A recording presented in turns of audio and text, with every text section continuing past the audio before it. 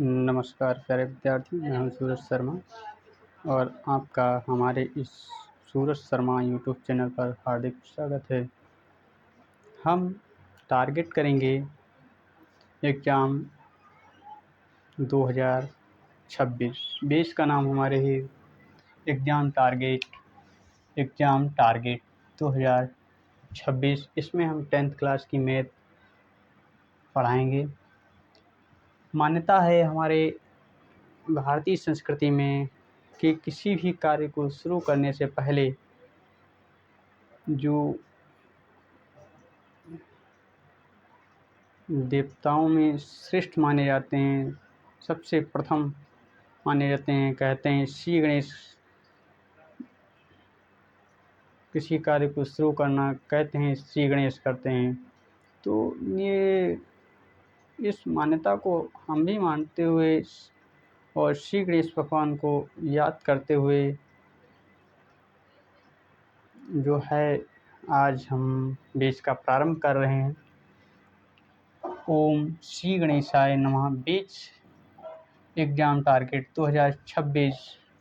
हम चैप्टर में पहले जाने से पहले जो है प्राकृत संख्या, उसके बारे में हम कुछ समझ लेते हैं। प्राकृत संख्याएं समझते हैं, पहले बेसिक जानकारी ले लेते हैं गणित के बारे में। तो ये जो प्राकृत संख्याएं होती हैं ये 1 से शुरू होती हैं और अनंत तक रहती हैं। 1, 2, 3, 4, 5, 6, 7, 8, 9, ये आगे 100, 150 ये अनंत तक ऐसे ही चली जाती हैं। जितनी गिनती हैं हम वो सभी क्या कहलाती हैं? प्राकृत संख्याएं कहलाती हैं। यदि हम इन प्राकृत संख्याओं में हम शून्य को मिला लेते हैं, भाई शून्य की खोज हो गई तो शून्य ने कहा कि हमें भी साथ में मिलाइए। हमें कहाँ स्थान देंगे? तो कहा गया कि शून्य से कहा गया कि आओ, सभी संख्याओं ने कहा कि आ जाओ। हमसे पहले सबसे पहले स्थान देते हैं, तुम्हारी कोई वैल्यू तो है नहीं। अगर जिस संख्या के आगे साथ में जुड़ जाओगे, आगे आ जाओगे, तो उसकी जो है आप 10 गुनी वैल्यू कर दोगे। कितनी? 10 गुनी। तो शून्य से अगर हम शुरुआत की गई, शून्य को सबसे पहले लिखा गया, 0, 1, 2, 3, 4, 100, 150, 100 ऐसे ही ये चलता रहता है। आगे तक गिनती जितनी भी हैं वो सब क्या कहलाती हैं? पूर्ण संख्याएं कहलाती हैं। जब हम शून्य को मिला लेते हैं, जब हम शून्य को मिला करके गिनती गिनते हैं तो वो क्या कहलाती हैं? पूर्ण संख्याएं।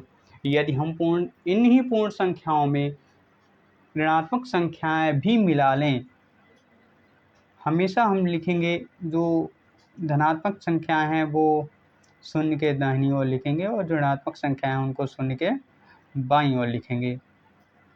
माइनस का चिन्ह लगाते हुए उन्हें लिख लेंगे। तो 0, 1, 2, 3, 4, 100 ऐसे ये अनंत तक चलती जाएंगी।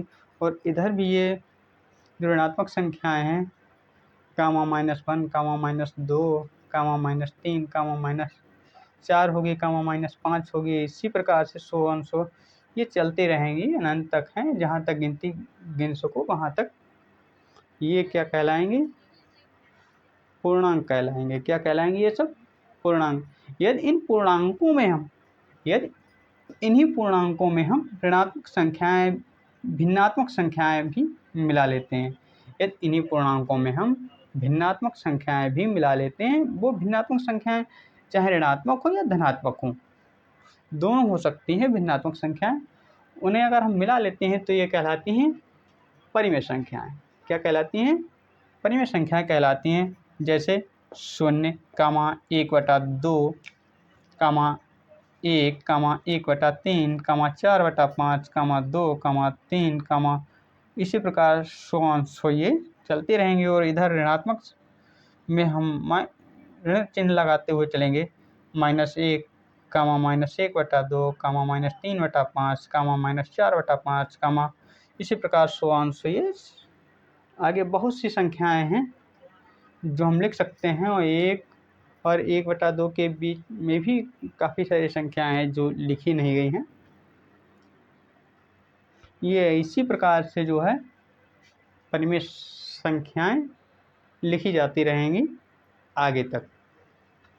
इन परिमेय संख्याओं के अलावा अन्य संख्याएं भी होती हैं। सम संख्याएं, विषम संख्याएं, भाज्य संख्याएं, अभाज्य संख्याएं, दशमलव संख्याएं, अपरिमेय संख्याएं, वास्तविक संख्याएं और काल्पनिक संख्याएं।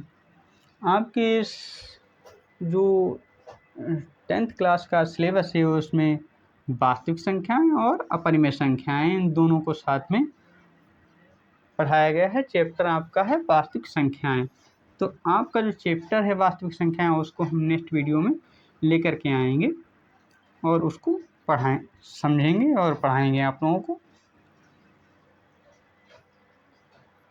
और ये जो सम संख्याएं, विषम संख्याएं, भाज्य संख्याएं, अभाज्य संख्याएं, दशमलव संख्याएं और काल्पनिक संख्याएं हैं, इनको भी वीडियो में साथ साथ में समझते चलेंगे। आज के लिए इतना ही।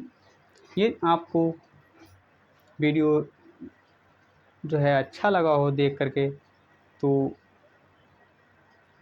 चैनल को सब्सक्राइब कर सकते हैं।